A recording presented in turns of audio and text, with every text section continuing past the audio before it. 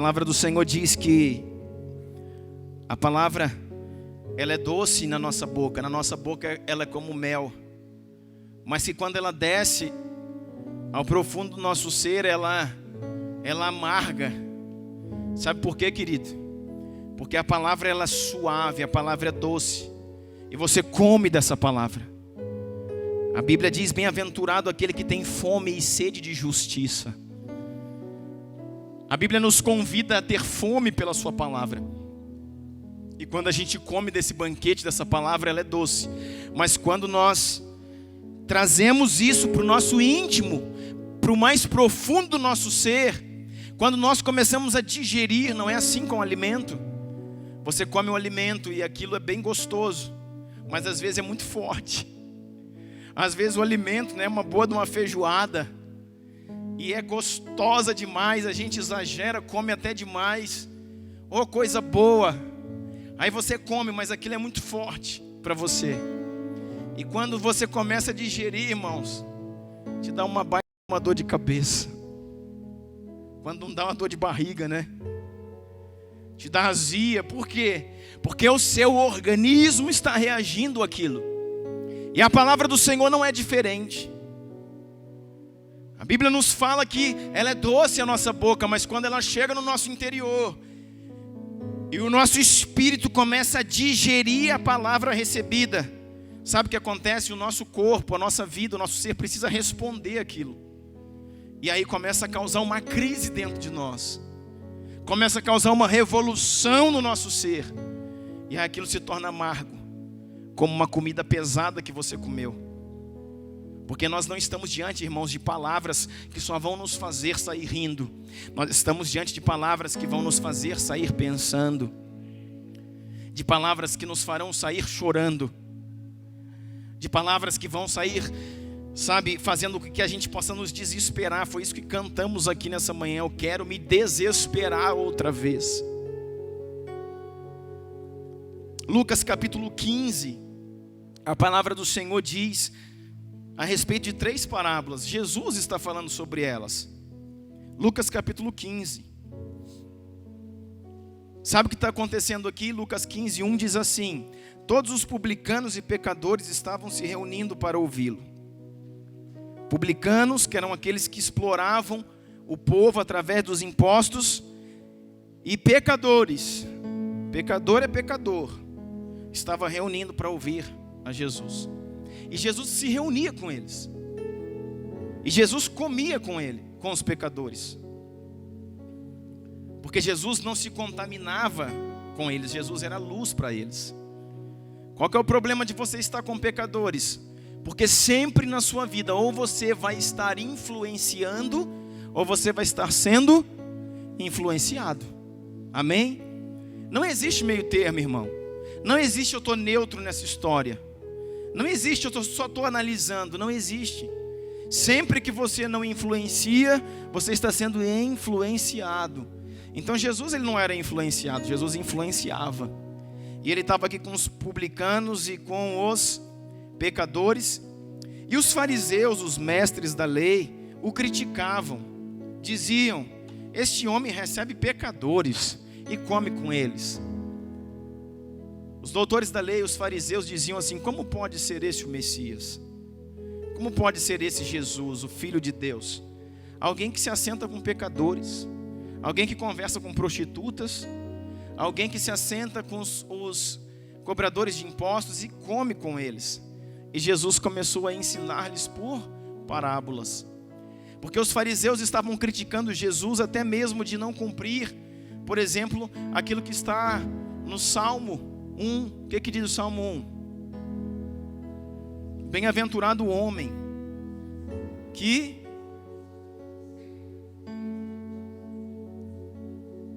vem falar aqui na frente, Salmo 1.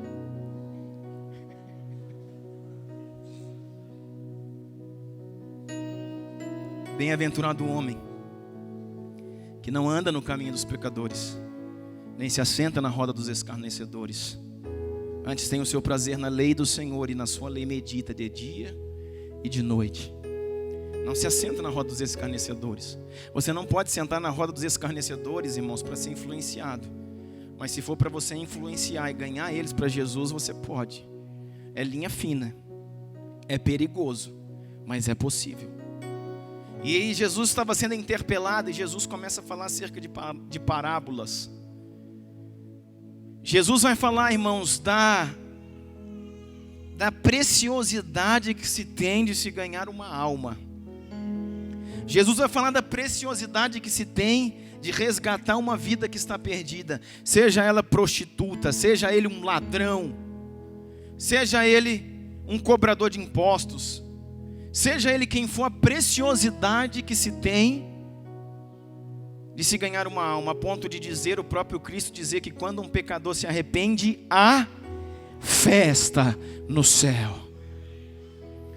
E não tem nada mais que a Bíblia fala que tem festa no céu, irmão.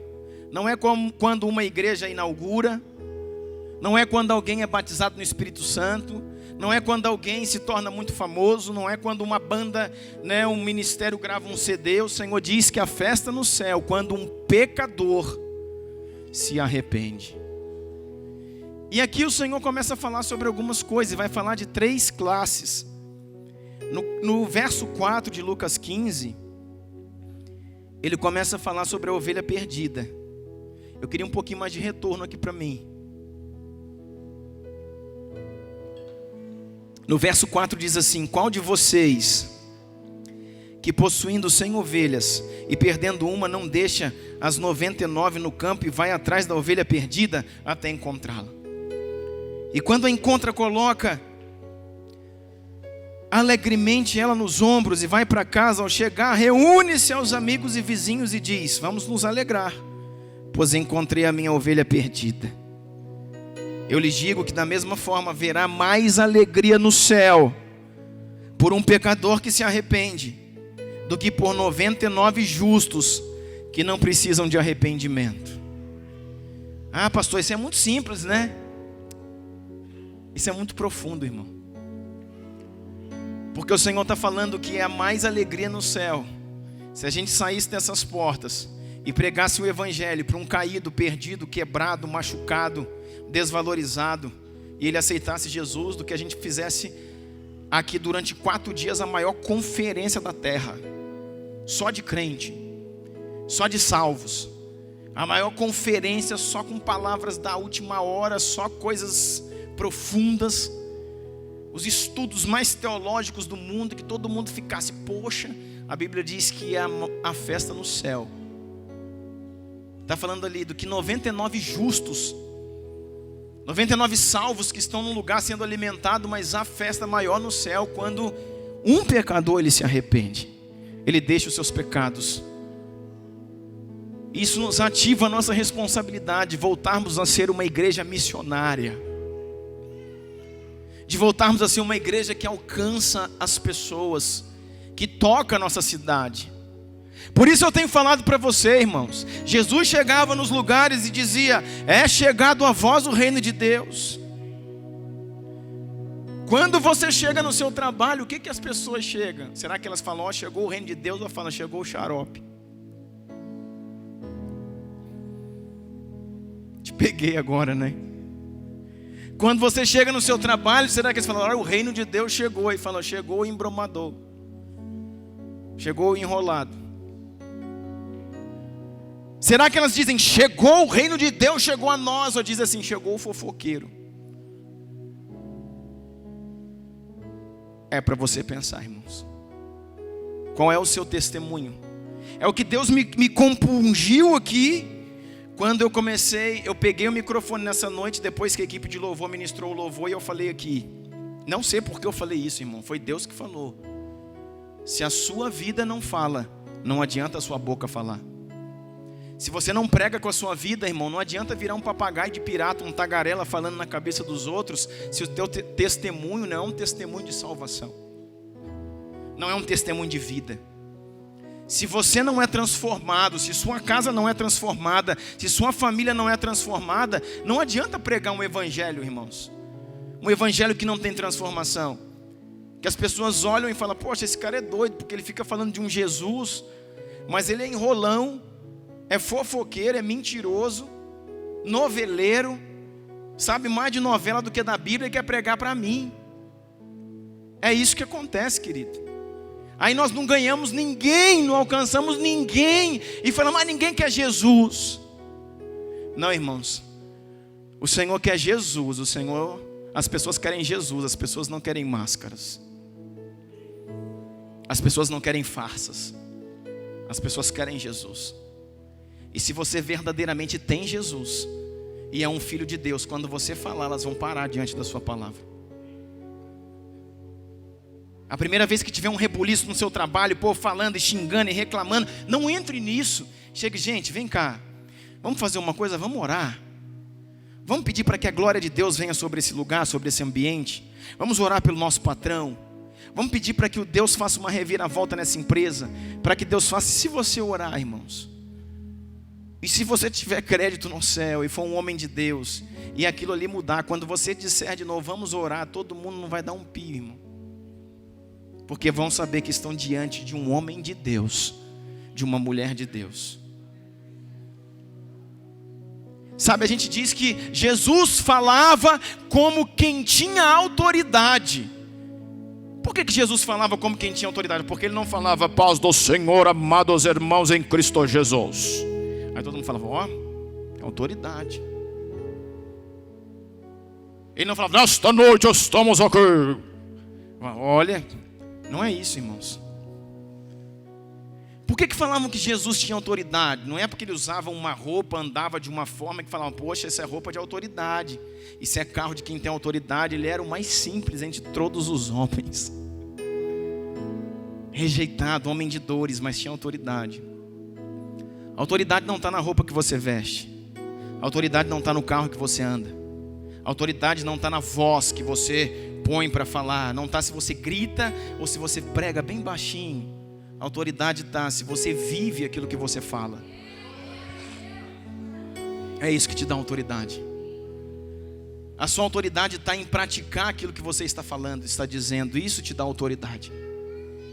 Jesus falava como quem tinha autoridade, porque 100% do que ele falava, ele vivia. Aí todo mundo fala, poxa, esse cara tem autoridade. Ele podia falar, vocês precisam dar a vida pelo próximo. Vocês precisam dar a vida pela obra de Deus, porque ele estava fazendo isso.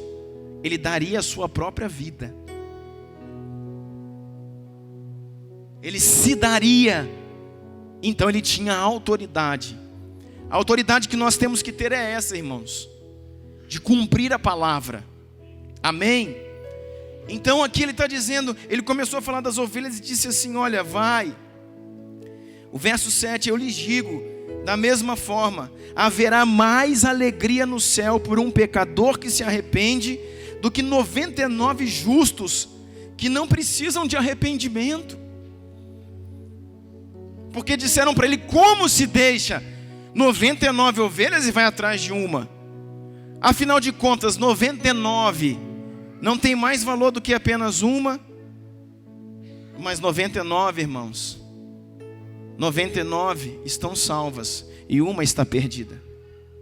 Ele não deixou 99 perdida e foi atrás de uma, senão não tinha sentido. Isso aqui parece simples, mas não é tão simples assim. Ele deixou 99 salvos, a Bíblia está explicando. Ele deixou 99 convertidos, ele deixou 99 com caminho, com passaporte carimbado para a eternidade, para ir atrás de um que estava indo para o inferno. É isso que a Bíblia está dizendo. E outra coisa, 99 estavam juntos, um estava sozinho. Os 99 tinham uns aos outros. Os 99 estavam na comunhão do que chamamos de corpo, um estava sozinho. Por isso ele teve que ir atrás desse que estava padecendo. Sabe que isso aqui nos leva a entender também, irmãos, a ovelha perdida. Aí diz que ele vai procurar a ovelha perdida. A ovelha perdida é aquele que se perdeu, né, do rebanho. E quando o pastor encontra a ovelha, ela está ferida. Ela está suja, ela está machucada, ela quebrou a cara.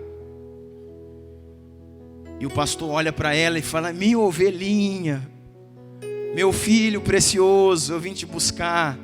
E existe alegria no coração da ovelha, irmão. Existe alegria no coração da ovelha de ver seu pastor. Eu não sei nem se é o pastor que veio abraçar ou se é ela que veio e pulou no colo dele. E ele colocou nos ombros. Ele colocou nos ombros. Sabe qual que é o problema? O nosso problema hoje, nós que exercemos alguma liderança, podia ter falado isso ontem, né? É que nós aprendemos agora que os ombros é só para carregar a arca, ou seja, a presença de Deus, mas os ombros também é para carregar as ovelhas.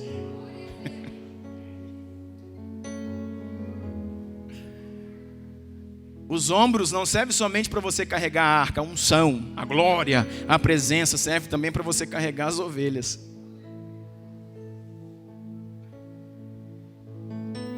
Então ele vai lá, agora isso traz para nós um esclarecimento acerca de coisas assim, daquilo que a gente vive.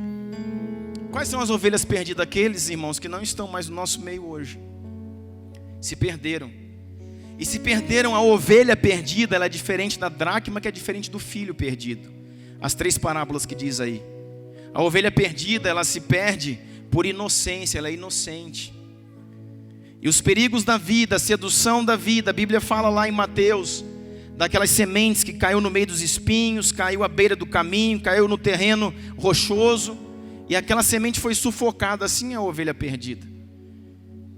Ela se perdeu. E ela se ausentou da casa do pai, se ausentou do aprisco.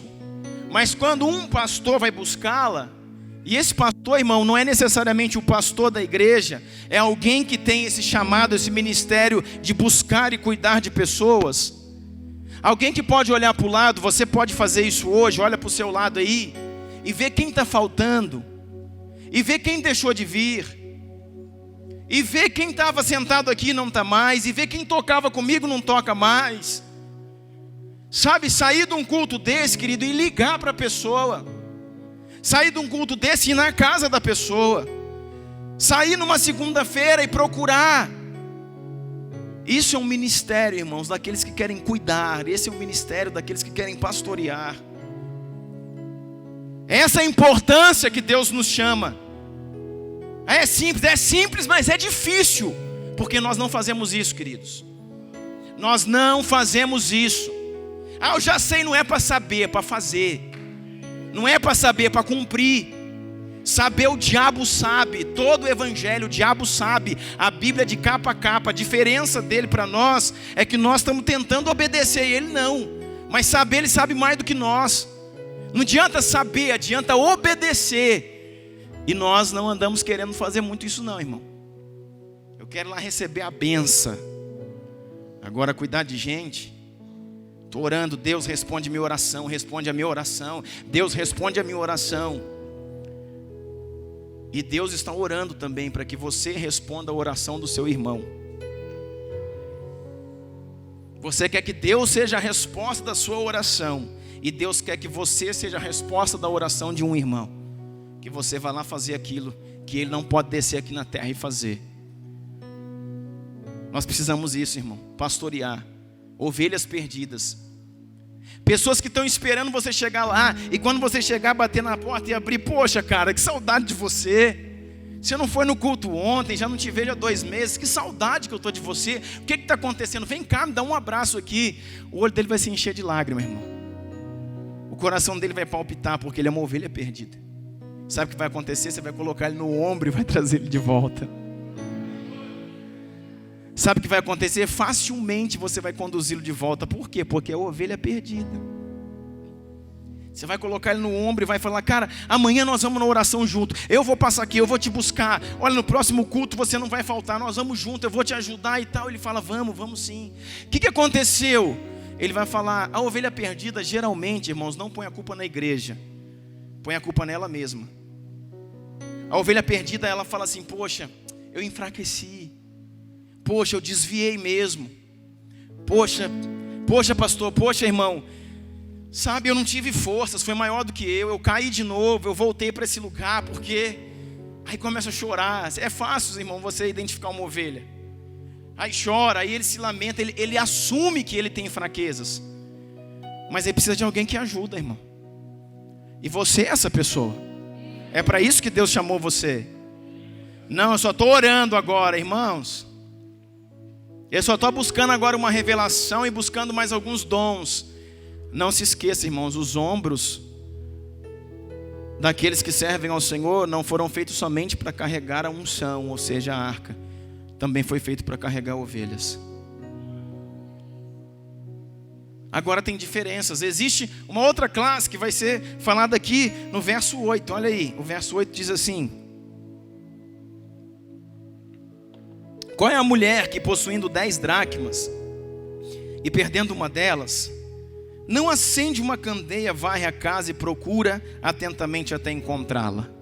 Agora a Bíblia já está falando de uma outra coisa. Jesus está falando de uma outra classe. Está falando dos perdidos. Jesus está falando de perdidos. Daqueles que um dia já foram achados. Daqueles que um dia foram encontrados. Daqueles que um dia estiveram no rebanho e agora estão perdidos. Aí Jesus vai falar: essa é a ovelha. E você, eu sei, quando eu falei da ovelha, você ficou pensando assim: pastor, mas tem uns que é teimoso, hein? Tem uns que é só o Cristo na causa.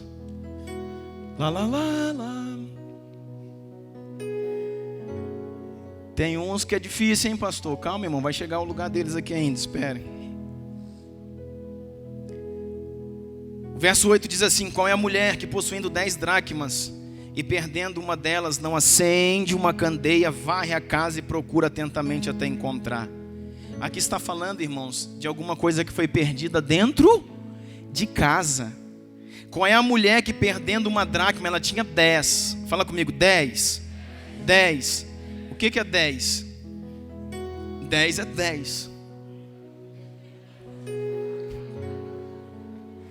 10 não é 9, 10 não é 7, 10 é 10.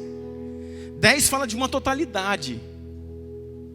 10 fala de algo completo. Quando você tira a nota máxima, você tira 10. 10 fala de um conceito completo, fala de algo que está pronto, que está pleno. Ela tinha 10 dracmas, estava tudo certo. Mas disse que uma dracma se perdeu dentro de casa. Dracma, irmãos, é uma moeda. Mas ela era usada mais para enfeite de alguma coisa do que para comércio. E talvez ela tinha uma bijuteria lá, ela tinha, sei lá, um colar, naquela época usava muito, e que tinham 10 pedras, e aquele colar era perfeito, era lindo. Ele era completo, mas caiu uma bem do meio, ficou aquele buraco. E não tem mais como usar isso. Atrapalhou tudo, perdeu o valor, perdeu a beleza, perdeu a alegria. Assim a dracma. Só que ela se perdeu, irmão, não perdeu na rua. Olha, entenda isso. Ela não se perdeu na rua. Ela não se perdeu no comércio, ela perdeu em casa. E na verdade aquilo que se perdeu em casa não está perdido. Às vezes você procura em casa, procura sua carteira, procura e não acha. Eu sou rei em fazer isso. Aí falo: Karine, minha mulher, pelo amor de Deus, cadê minha carteira? Irmão, fui eu que perdi, mas é ela que acha. Eu não sei se você tem esse poder também. Cadê a chave do carro? Fui eu que perdi a chave, mas ela que acha. Ela falou: você já foi em tal lugar? Em tal lugar eu já fui em todos. Aí ela vai lá e acha.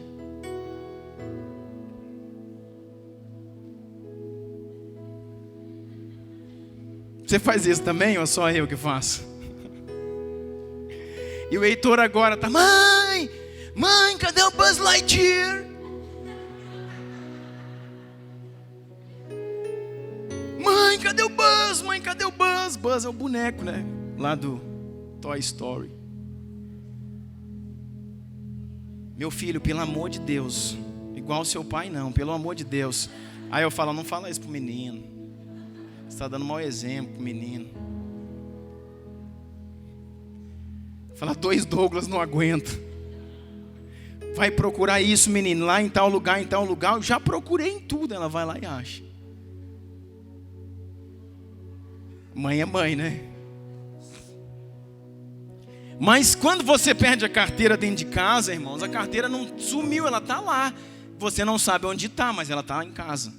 Então você fica mais tranquilo. Às vezes, se não acha, você vai embora nervoso, mas sabe que a carteira está lá. Quando você não acha a chave do carro, você pega a chave reserva. Mas você sabe que a chave está na sua casa, então você não fica tão preocupado. E essa, irmãos, fala de uma classe, os perdidos dentro da igreja, que talvez seja a maioria dos perdidos. Não são nem ovelha e nem pródigos, são dracmas perdidas. Os perdidos dentro da igreja. Aqueles que estão na igreja, que fazem parte do corpo, aqueles que louvam, aqueles que adoram, aqueles que tomam ceia, só que é perdido. Como assim, pastor? Não estou entendendo nada. Irmãos, não conectou a visão, não entendeu o que está sendo gerado, não está produzindo junto com o grupo, não se encaixou na conjuntura daquilo que aquela igreja está produzindo, que aquela igreja está ligando. O que você ligar na terra, será ligado nos céus. O que ligardes na terra, será ligado nos céus. Não está conseguindo ligar ainda, não deu liga. Não se envolveu nos ministérios. Não se envolveu com os irmãos. Não está fazendo parte ainda do corpo, não está se envolvendo. Às vezes é um líder, uma pessoa, sabe, que sabe cantar, sabe tocar, que sabe cuidar de crianças, que já foi tesoureiro, que já foi alguma coisa na sua igreja, mas falou, não, agora eu só quero ficar aqui olhando. Irmão, Deus não chamou você para olhar nada. Deus chamou você para se envolver, para trabalhar. Ei, vamos trabalhar. Vamos servir no diaconato, vamos cuidar das crianças, vamos entrar na intercessão, vamos vir para a vigília, vamos vir para a oração, vamos vir para as escolas, vamos entrar no louvor, vamos cantar, vamos tocar, vamos pregar. Quer pregar, irmão? Te dou um microfone. Aqui nessa igreja, irmão, não é só pastor que prega. Vem aqui durante a semana, você vai ver todo mundo ministrando, pregando, liberando aquilo que tem. Mas está na igreja ainda assim olhando, pensando. Que bom, querido, que você está na igreja. É melhor do que se tornar, sabe, uma ovelha perdida ou um filho pródigo. Mas se ache nessa noite. Entenda. Poxa, esse povo fala de alinhamento. Alinhamento, o que é alinhamento? Esse povo fala tanto de restauração. Restauração de quê? O que esse povo fala de cumprir propósito? Cumprir propósito. Às vezes nós estamos na igreja, irmãos, nós estamos entendendo aquilo que está sendo produzido, liberado, edificado. Nós precisamos alinhar a nossa visão. Nós precisamos caminhar na mesma mentalidade, com o mesmo coração. Por quê? Olha aqui para mim. Por quê? Porque senão você vai acabar virando ou uma ovelha perdida ou um filho pródigo. Você vai estar perdido, não mais dentro de casa, fora de casa. A maioria daqueles que hoje são ovelhas perdidas ou filhos pródigos, um dia foram dracmas. Começou assim, perdido dentro de casa. Começou assim, sem entender o que está acontecendo. Ah, pastor, me sinto um peixe fora d'água aqui. Quando alguém me fala isso, irmão, me dá um frio na barriga. Porque eu sei que o peixe fora d'água, ele está a um ponto de morrer seco. E muitas vezes, querido, não é alguém que tem que ir a você, você que tem que vir a nós. Muitas vezes você tem que chegar e começar, sabe, começar a se envolver. Poxa, eu quero fazer parte, tem grupo de oração, tem reunião das mulheres, tem isso, eu quero fazer parte, eu quero estar junto, eu quero me envolver. Eu quero entender mais daquilo que vocês falam. Café de pastor, para que pastor? Para que reunir pessoas de outros ministérios? Como funciona isso? Pergunta, irmão, você tem direito de perguntar. Você tem o direito de saber o que nós estamos fazendo aqui. Se envolva, se enturme. Não, eu vou lá receber a bênção. Não, irmão, Deus não chamou você para receber bênção. Deus chamou você para ser a bênção. Deus chamou você para ser filho. Aí o que acontece? Como é que resolve isso então? Está escrito aqui, olha. A palavra fala no verso 8. Perdendo uma delas, o que ela fez? Acende uma candeia, vai à casa e procura atentamente até encontrar. Fala de 3 coisas que você precisa fazer. Se você é dracma, irmãos, você talvez esteja aqui nessa noite, é uma dracma perdida dentro de casa.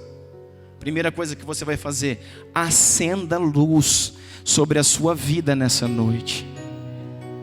O que é a luz? Diga comigo: a palavra de Deus. A Bíblia diz: lâmpada para os meus pés e luz para os meus caminhos é a tua palavra. Quem está em trevas está sem revelação da palavra. Como é que eu me encontro dentro de casa? Acendo a luz. Quando acendo a luz, irmãos, a luz vem sobre a minha vida.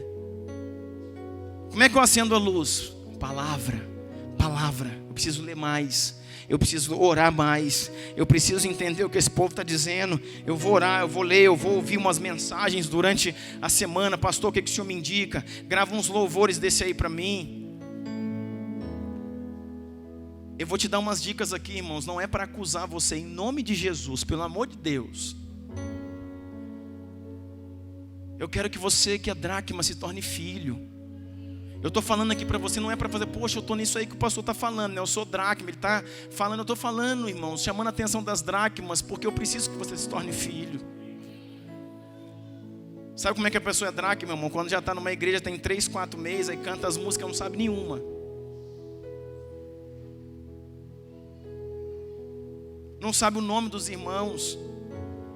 Está 4, 5 meses na igreja, sabe o nome de ninguém. Isso é dracma, querido. Cuidado. Você tem que se envolver com as pessoas. Ah não, pastor, eu sou dracma e quero ser dracma. O problema é que a dracma se torna filho pródigo. Ela vai embora, irmãos, uma hora. O problema é que a dracma se torna ovelha perdida, ela se perde. Porque ela não subsiste sozinho, irmãos. Deus não chamou para você ter um ministério, você, sua esposa e seus filhos dentro de uma casa e falar, nós somos aqui a igreja. Isso é mentira, irmão. O seu relacionamento aqui influencia o seu relacionamento aqui. Não existe alguém dentro de uma igreja que não se relaciona com os irmãos e diz, mas eu tenho um relacionamento com Deus. Conversa. Eu não consigo ter um relacionamento pleno com Deus se eu não me relaciono com as pessoas. Por quê? Porque Jesus, ele é o cabeça e a igreja é o corpo. Aqui o Emílio. Alguém já falou, pô, você é amigo do Emílio? Do Emílio não, só da cabeça. A cabeça do Emílio é meu amigo, mas o Emílio todo não, eu gosto só da cabeça dele. Você conversa com o Emílio? Não, Emílio não, eu converso com a cabeça do Emílio. Você já saiu com o Emílio? Eu saí com a cabeça. Eu falei, mas que diabo que é isso que você está falando? São pessoas, irmãos, que acham que tem relacionamento com Deus, mas não querem relacionamento com o corpo. Jesus é o cabeça, mas o corpo dele é a igreja. E para você se relacionar com o cabeça, você tem que levar o conjunto inteiro. Só se relaciona com Cristo quando você se relaciona com a cabeça e o corpo. Você não pode se relacionar só com a cabeça de uma pessoa. Então, querido, analise. Como é que resolve isso? Vem aqui, olha. Verso 8. Com a mulher que possuindo 10 dracmas, perdendo uma delas, não acende a candeia. Acendeu a luz. Depois, vai fazer uma faxina. Começa a varrer a casa. Tirar lixo. Sabe o que impede o nosso relacionamento, irmãos? Poços entulhados. Nossa vida está cheia de lixo. Nossa vida muitas vezes está cheia de pecados. Nossa vida muitas vezes está cheia de coisas que contrariam a palavra. E sabe por que eu não quero me aproximar do meu irmão? Porque vão descobrir que eu tenho pecados. Vão descobrir que aquilo que é pregado eu não consigo viver ainda. Não interessa, irmãos. Traz a público. Deixem saber, seja transparente. E na unidade você vai ser curado. Na unidade você vai ser livre daquilo que te prende, daquilo que te amarra. Começa a varrer, acende a luz. Quando você acender a luz, é a revelação da palavra, ela brilhar sobre a sua vida, você vai ver o lixo que tem em volta de você. Aí você começa a tirar lixo. Começa a tirar poeira. Levanta levanta, faz a faxina mesmo, querido. Levanta o sofá, tira o tapete. Você já chegou em casa num dia que sua mulher ou a funcionária lá está fazendo a limpeza aquela para valer, que você chega, meu Deus, nem sabia que minha casa era assim. As cadeiras tudo para cima, sofá virado, tapete na cerca lá fora, pendurado no muro. Aí tinha uma coisa que você tinha perdido dentro de casa. O controle remoto da televisão tinha sumido, tinha 1 ano. Aí você olha e fala, achei aqui o bandido. É ou não é? Ou só na minha casa que é assim? Eu tô achando que eu sou meio alienígena, irmão. Essas coisas acontecem só comigo. Porque eu falo as coisas que vocês parecem boneco de cera, assim, ó. Nem mexe. Aqueles bonequinhos de plástico. Aí eu não sei se as coisas acontecem só comigo, eu sou meio louco.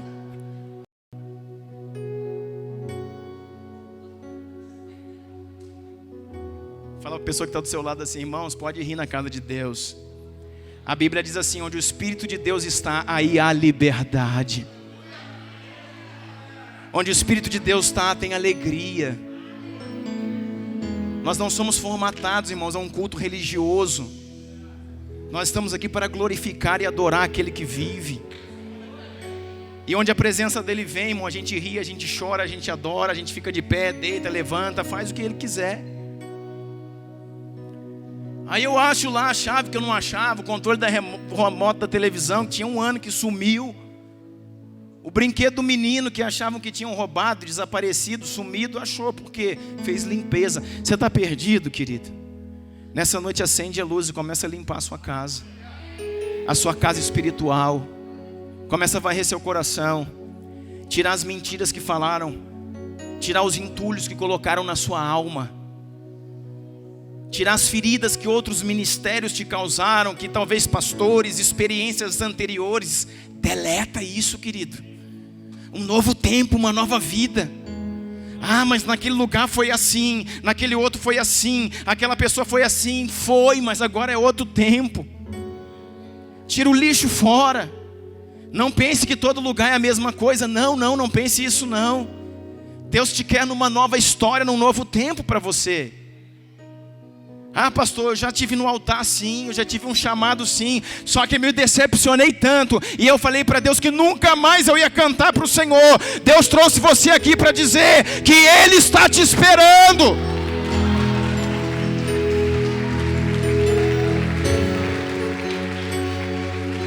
Deus trouxe você aqui para falar que você é dele, e Ele não abre mão de você.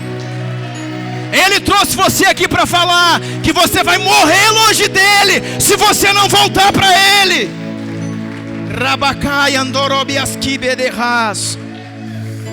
Te adoramos, Jesus. Te adoramos, Espírito Santo. Louvamos a Ti, Jesus. Louvamos a Ti, Jesus. Louvamos a Ti, Jesus. Louvamos a Ti, Jesus. Eu quero me apaixonar outra vez. Eu quero outra vez.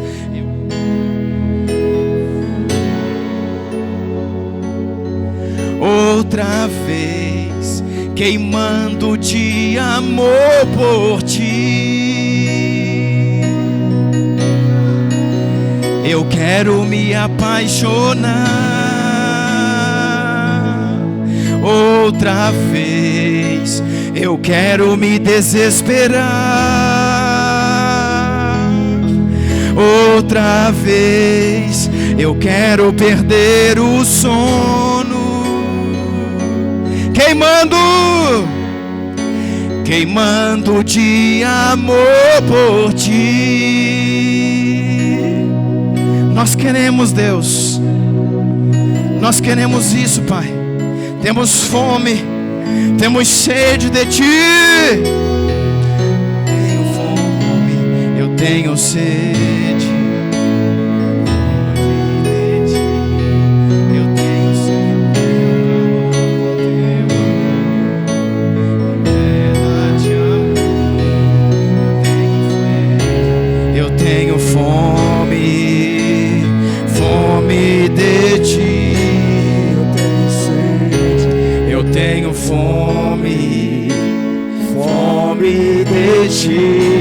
Eu tenho sede, eu tenho fome, fome de Ti.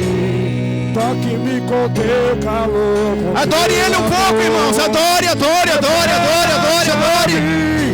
Pois tenho sede, eu tenho fome, fome de ti.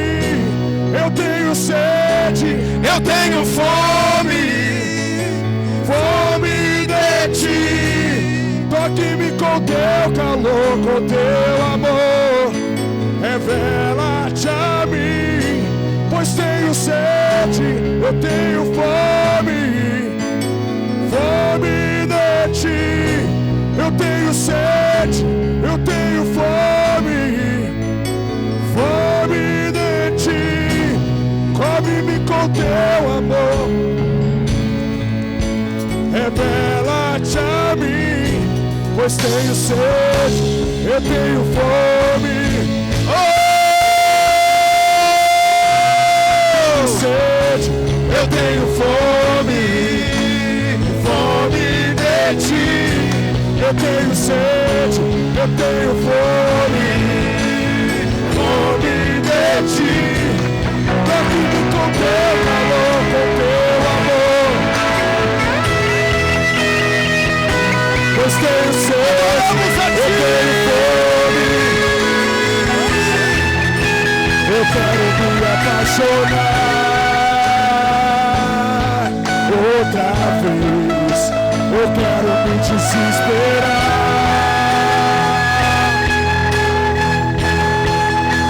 Eu quero perder o sono outra vez, queimando de amor por ti. Eu quero me apaixonar outra vez. Eu quero me desesperar.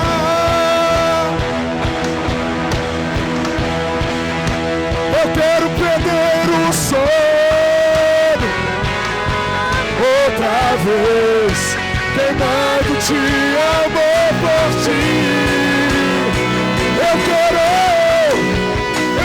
me apaixonar outra vez. Eu quero me desesperar outra vez. Eu quero perder o sono outra vez, queimando de amor por ti. aleluia, aleluia. Adoramos a Ti, Jesus. Adoramos a Ti, Jesus.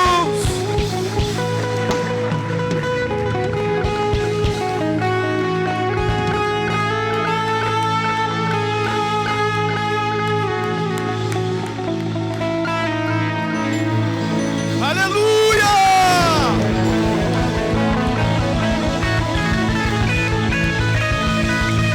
Aleluia!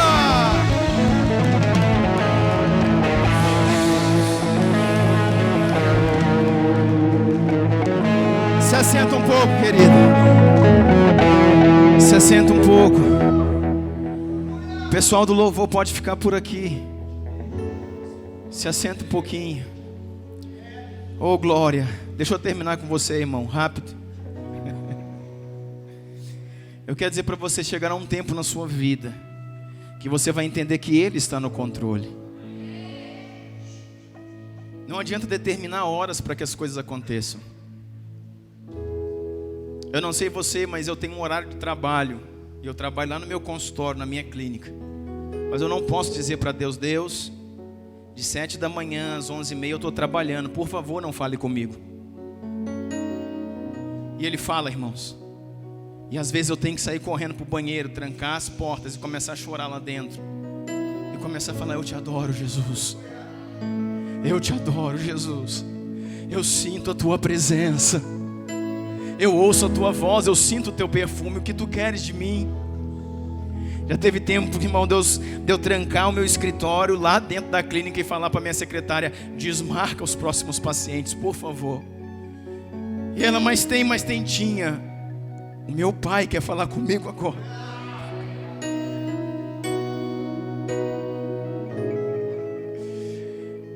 não posso perder o que Ele vai falar comigo agora.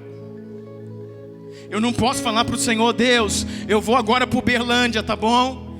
E eu vou demorar agora 20 minutos, meia hora na estrada. Por favor, não fale comigo, eu estou dirigindo. Eu não posso fazer isso. Quando eu chegar lá, o Senhor fala: não, irmãos, quantas vezes eu parei no meio da estrada, procurei um lugar seguro, entrei num poço e dentro do meu carro eu chorei, falando: Deus, eu sinto a Tua presença. Eu comecei a chorar dentro do carro, com o som ligado, um louvor descendo, eu cantando: eu tenho sede, eu tenho fome de Ti. E eu sinto que o Senhor quer falar comigo. Pode falar, Deus, eu tenho tempo para o Senhor. Ah, mas eu tinha que chegar, mas agora eu preciso ouvir o que Deus quer falar. Quantas vezes eu parei com o meu iPad, abri e falei: pode falar, Deus, eu vou anotar aqui, eu não vou perder essa revelação. Porque se o Senhor me fala agora e eu espero meia hora para anotar, eu não sei mais, eu perdi a visitação de Deus para aquele momento.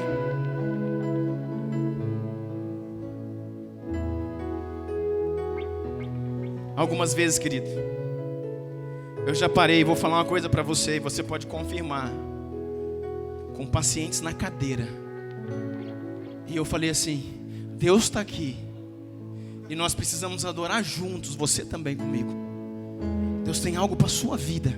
Você não veio aqui arrumar dente, você veio aqui porque Deus está te chamando.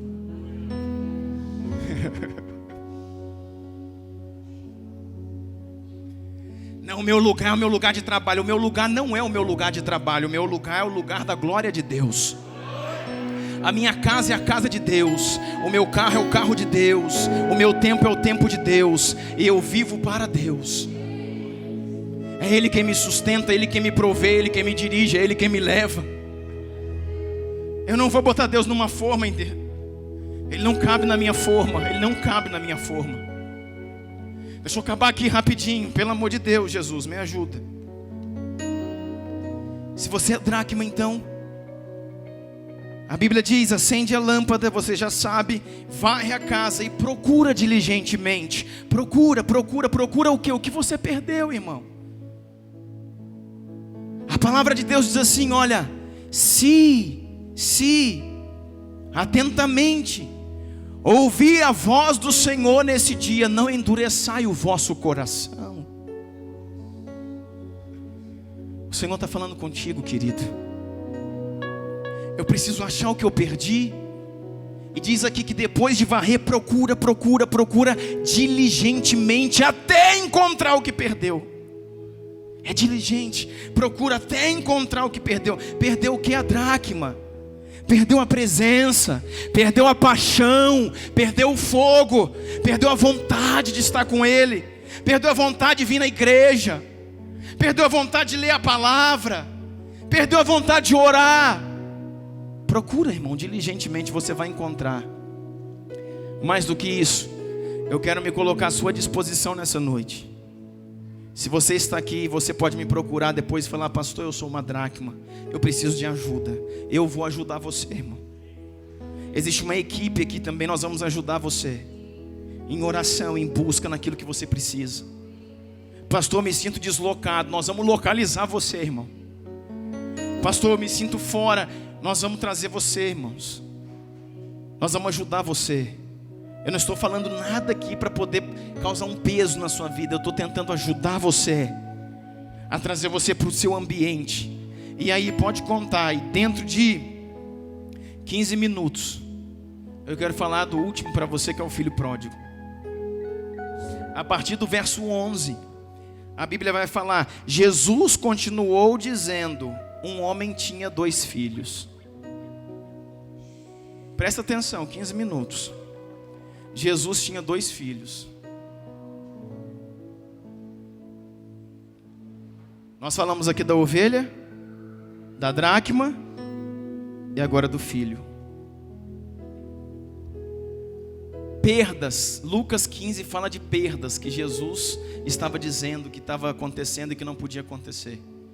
E diz aqui a história, você sabe, eu não vou nem ler, vou lembrar você que o filho mais novo chegou para o pai e disse: pai, me dê a minha herança, me dê todos os bens que me pertencem, porque eu quero sair fora.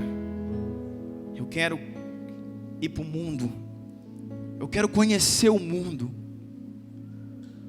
Sabe, isso trata, irmão, de pessoas que se desviaram da casa do Pai. Por quê? Porque queriam viver uma experiência no mundo. Queriam ver como é o mundo, como é a festa do mundo, como são os bares do mundo, como é o vício do mundo, como são as coisas no mundo. E uma coisa aqui, um detalhe, eu vou trazendo detalhes para você. A primeira coisa que ele faz, ele mata o pai antes da hora. Porque você só tem herança quando o seu pai morre. Ele falou, me dá a minha herança com o pai vivo. Tem filhos que fazem isso, irmão, mata o pai antes da hora. Me dá a herança. A minha herança, o que me é de direito. O pai podia falar, você não tem direito nenhum aqui. Moleque, atrevido. Você não tem direito nenhum, eu sou vivo. Herança, irmãos, é para quando a pessoa morre. O pai morre e o que ele tem é dividido para os filhos. Mas se o pai não morreu, ele é dono. O dono é ele, não é o filho. Você não tem direito de nada, lindo. Eu sou vivo ainda. O pai podia ter dito isso. Mas esse pai, irmãos, que é um modelo perfeito de amor, de santidade, de misericórdia, falou, toma aqui a sua herança. Repartiu tudo que tinha. Um pai muito rico. Antes de morrer, ele pegou e repartiu tudo que tinha e deu para ele. Falou, vai. Sabe por quê, irmãos? Porque aquele pai sabia que ele precisava daquela herança naquele momento para entender quem verdadeiramente era o pai. O que nós queremos fazer? Segurar a pessoa dentro de casa. A pessoa não quer ficar, mas você quer segurar. Às vezes a pessoa não quer ficar mais na igreja. E os pastores, as pessoas querem segurar. Não segura, irmão, não segura. Você pode ajudar, você pode falar, irmão, eu posso te ajudar? Eu posso te pedir perdão por alguma coisa que a gente tenha feito com você? Mas se a pessoa, não, pastor, eu estou decidido, eu quero ir, irmãos, eu te abençoo. Vai com Deus. Não espragueje. Não coloque uma praga sobre a pessoa agora, a maldição vai te acompanhar. Porque você é um rebelde. Não, irmão. Ah, porque o meu discípulo, você não tem discípulo. Jesus tem discípulos. Ah, porque o meu membro, não existe seu membro. Nós somos membro do corpo de Cristo, não é do seu corpo. As pessoas são livres. Elas podem ir, se assim quiserem. Só que esse, irmãos, é aquele que se perde, não é por inocência como é a ovelha, que você chega lá e ele pula no seu colo. É aquele que se perde pela rebeldia. É aquele que se perde pela ingratidão. Sabe a diferença de uma ovelha? A ovelha é assim, olha, você está aqui, a pessoa está aqui. Passa 2, 3 dias, você não vê mais. E às vezes vai se dar conta depois de um mês. Ó, presta atenção no que eu estou te falando, irmão. Vai dar conta depois de um mês, 2. Poxa, o fulano não está vindo mais, porque ele saiu quietinho. Aquilo é uma ovelha, se perdeu. O filho geralmente sai fazendo barulho. Tô indo, hein? Tô indo, hein? Tô, mas não tô, vem. Tô indo, mas vem mais 2 vezes, mais 3. Tô indo, hein? Me dá minha herança aí. Ô galera, tô indo. Chama atenção e sai. E talvez você esteja olhando para o lado, irmãos. Talvez você seja um pródigo nessa noite. Muitos de nós já fomos pródigos num tempo. O filho despediu de todo mundo, falou com todo mundo, falou com o irmão dele, falou com o pai, falou com os bezerros, falou com as ovelhas. Ó, tô indo, hein, tô indo. Falou, fica aí, vocês vão ver, hein. Tal, não sei o que lá, sumiu. Só que eu vou dizer uma coisa para você, irmãos. Essa parábola não fala de um filho, essa parábola fala de uma família. E ele tinha um pai e tinha um irmão. E eu quero dizer para você, querido, esse filho que está saindo, ele era sem juízo. Escuta o que eu vou falar para você. Vai chocar você. Ele não tinha juízo, mas ele conhecia o pai. Meu Deus. Ele não tinha juízo, não tinha foco, mas ele conhecia o pai. Ele sabe, poxa, meu pai. Ele foi pego pela ambição, ele queria ver se tinha alguma coisa melhor, mas ele conhecia o pai. Sabe o que ele estava? Desfocado. Ele deu mais valor à herança do que a comunhão com o Pai, a intimidade com o Pai, que é Deus. Muitos de nós estamos assim, estamos na igreja, querido, não pela comunhão com Deus, mas pela herança que Deus está nos deixando. Que herança que é essa? Bênçãos. Deus, eu preciso que o Senhor abençoe meu filho. Eu preciso que o Senhor me abra mais uma porta de emprego. Deus, eu preciso comprar minha casa própria. E você está pedindo e Deus está te dando. Então eu permaneço na igreja. Como que eu sei que eu não estou apegado à comunhão? Irmãos, é só falar 7 dias de vigília. Não vem ninguém, irmãos, porque nós não estamos apegados à oração, ao coração do Pai. Nós estamos pegando aquilo que Deus pode dar e fazer por nós. Então quando a gente fala de pródigo, aí você fica pensando, é o fulano, o ciclano. Não, irmãos, às vezes nós aqui somos pródigos. Pessoas que estamos desfocadas, damos mais importância à herança do Pai, à herança de Deus, que é aquilo que vai ficar para nós, e que Deus já está compartilhando. O que Deus, querido, presta atenção, Deus, eu tenho 15 minutos. O que Deus fez com o filho pródigo é o que Deus está fazendo com a gente. Deus está compartilhando a herança. E nós estamos, sabe, muitas vezes seduzidos com aquilo que Deus pode fazer. Eu estou na campanha não sei do que. Eu estou nas 7 voltas das 7 chaves, dos 7 cadeados, da volta do Daniel, da torre de não sei o quem, fazendo campanhas, igrejas cheias de campanhas, buscando de Deus alguma coisa para Deus dar para nós. Não, irmãos, faça a campanha 7 passos para morrer, 7 passos para eu ter mais fé, 1 mês para eu ser mais fiel a Deus, 1 mês para eu ser dizimista fiel, ofertante fiel. Você já viu essa campanha? Já viu?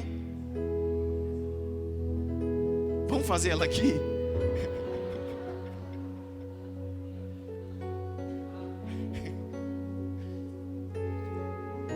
Não só se faz campanha para receber. Irmãos, Deus está dando, e a gente está embriagado com isso. Esse era o filho. Ele conhecia o Pai, só que ele estava desfocado. O que é isso? Ele trocou a prioridade. Ele queria mais a bênção, ele queria mais a herança e foi. Só que quando ele foi, querido, ele foi para uma terra distante. Quando ele foi para aquela terra distante, olha aqui, presta atenção. Teve fome na terra. Ele gastou tudo que ele tinha, perdeu com prostitutas. Vivendo dissolutamente quer dizer uma vida de bebida, de festas, de baladas, de prostituição. Ele foi para a festa que ele queria. Aí perdeu tudo. E quando perdeu tudo, olha aqui, sabe onde ele foi parar? Cuidando de porcos. Por que a Bíblia fala dos porcos? Não podia ser cuidando de bois, cuidando de ovelhas. Os porcos, irmãos, era imundo. Era algo que para um judeu, ele era um judeu, para um judeu cuidar de porcos era algo imundo. O porco era imundo. Ele não podia chegar perto, ele estava cuidando de porcos. Mais do que isso, ele sentava e olhava, e tinha vontade de comer os que os porcos comiam, as alfarrobas dos porcos, porque era melhor que a sua própria comida. Olhava e dizia: a comida que esse porco, esse animal imundo na minha cultura come, é melhor do que a minha. Alguém, por favor, pode me dar um pouco de comida que esse porco está comendo? Não, isso é só para o porco. A sua lavagem é de 2ª categoria, meu filho. Sabe o que ele disse? Lembrou do pai que ele conhecia. Ele falou: meu pai é justo, meu pai é amável, meu pai é amigo. O meu pai também tem funcionários. Lá na minha casa, na minha fazenda, não tem porcos, mas lá tem ovelhas, lá tem bois. E os empregados lá são dignamente tratados. Eles são dignos, porque o meu pai é digno.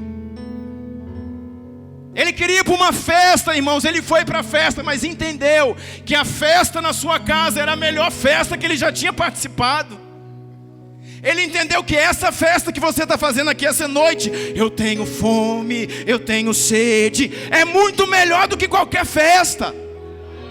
Ele entendeu a minha festa, a festa que tem na casa do meu pai, a festa que tem na igreja, é muito melhor do que qualquer festa lá fora.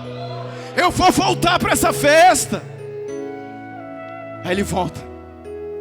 Quando ele volta, irmãos, diz que continuamente o pai estava esperando na janela, o pai estava olhando a porteira da fazenda, olhando o caminho distante de longe, esperando a volta do filho, a chegada do filho. Eu não acredito que isso foi uma coincidência, que ele foi lá no dia que ele apareceu, não. Todos os dias, mais de uma vez por dia, o pai estava lá esperando, sabe por quê? Porque o pai também conhece o filho, e o pai sabia, ele vai voltar. Ele vai voltar. Ele vai voltar.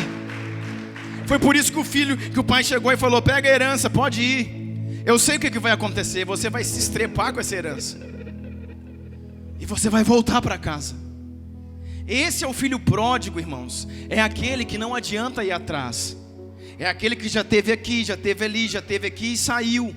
E é aquele que, se você for tratar ele como ovelha, não funciona. Você chega lá, a pessoa não te escuta, a pessoa não te recebe, a pessoa manda dizer que não está, a pessoa não atende seu telefonema. Você fala para ela, vem com carinho e fala: poxa, tal, a pessoa está cauterizada. Deixa, apenas ore. Eu quero dizer para você, ele vai voltar. Ele vai voltar, sabe por quê? Porque o Senhor vai trazer ele de volta.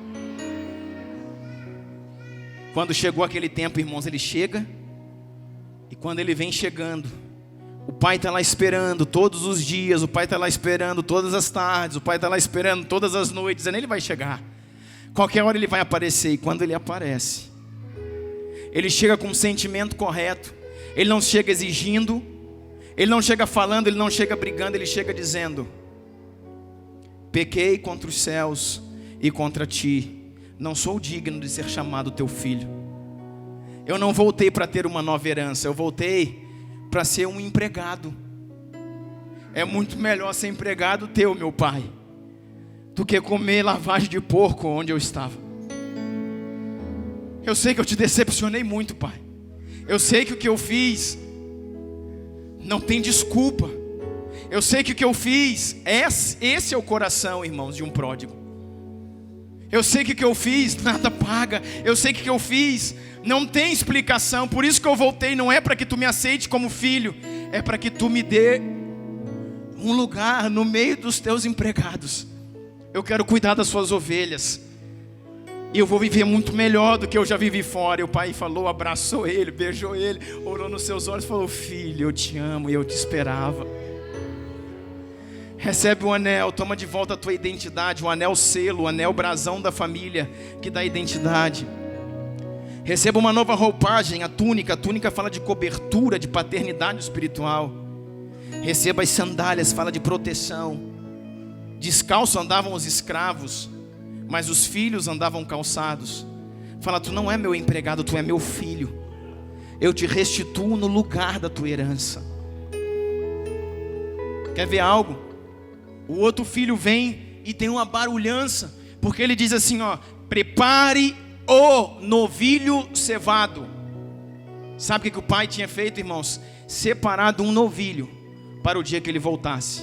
Ele não falou separe um novilho, falou separe aquele que eu falei para vocês quando ele foi embora, que vocês guardassem ele para o dia da sua volta. Separe aquele novilho que quando ele saiu daqui eu falei: tá vendo essa novilha? Guarda ela, ele vai voltar. Trate essa novilha com a melhor alimentação, com a melhor ração, porque quando ele voltar, é esse novilho que nós vamos imolar para recebê-lo. E quando ele chega, fala lá para os seus empregados: prepara o novilho. Lembra dele? Traz ele, vamos fazer um churrasco, uma grande festa. Quando o filho vem, o filho chega lá e escuta: que barulho é esse? Ele não entrou nem na festa, que barulho é esse? Alguém falou para ele: teu irmão voltou. E ele se irou.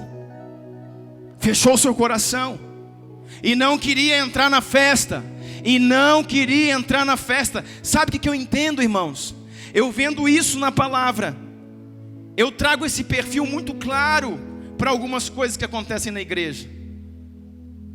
O pródigo voltando, mas os antigos dizendo: não, mas será que ele vai vir com a honra que ele tinha?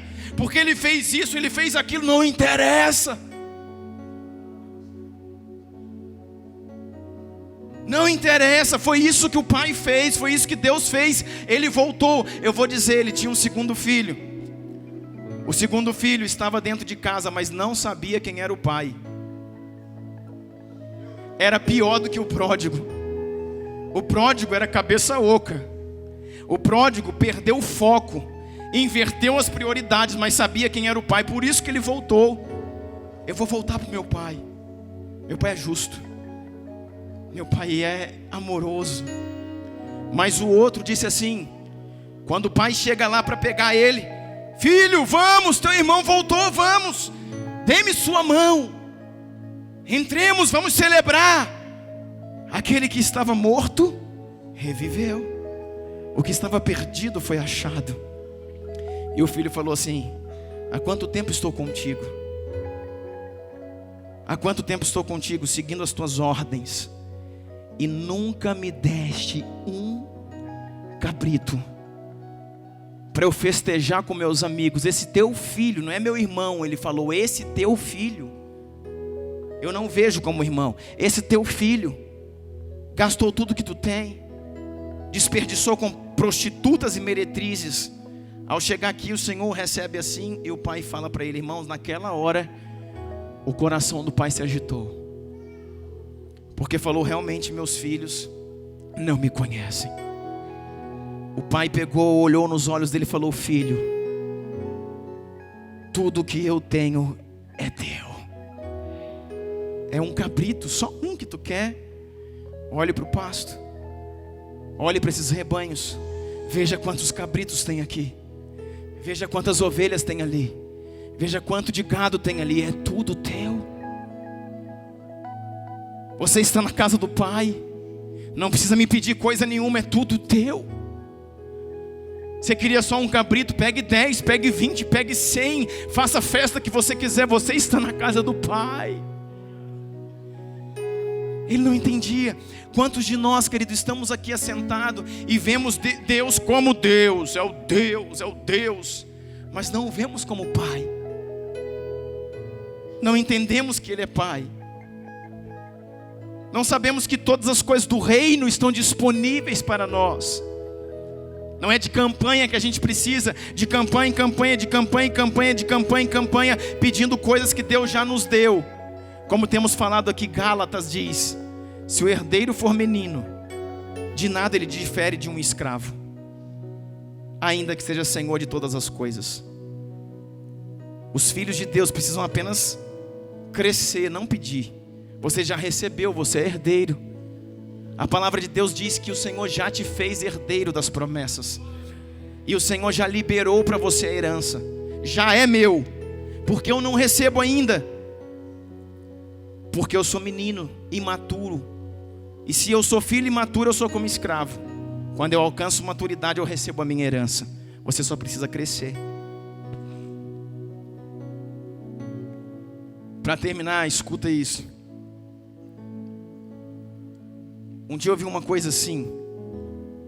Uma pessoa que estava orando e buscando ao Senhor e chorando. Ele estava de bermuda, estava de camiseta, descalço, na sua casa, chorando no seu quintal. E chegou uma pessoa e falou assim: misericórdia. Misericórdia, irmão, misericórdia. E ele falou: o que houve, irmão? Você está adorando a Deus desse jeito? Você está de bermuda, de camiseta e descalço aí na sua casa. E ele falou: qual o problema, irmãos? Ele falou assim: se você fosse se encontrar com o presidente da república, se você fosse se encontrar com o prefeito da sua cidade, você teria que ir de terno. Ele falou: sim, é verdade. Ele falou: pois é, como você adora a Deus assim, que é muito maior. E o outro falou assim para ele: Mas se eu fosse o filho do presidente, eu não teria que marcar hora para me encontrar com ele. Se eu fosse o filho do presidente, eu poderia, suado, sujo, sem camisa, abraçar o meu pai a qualquer hora.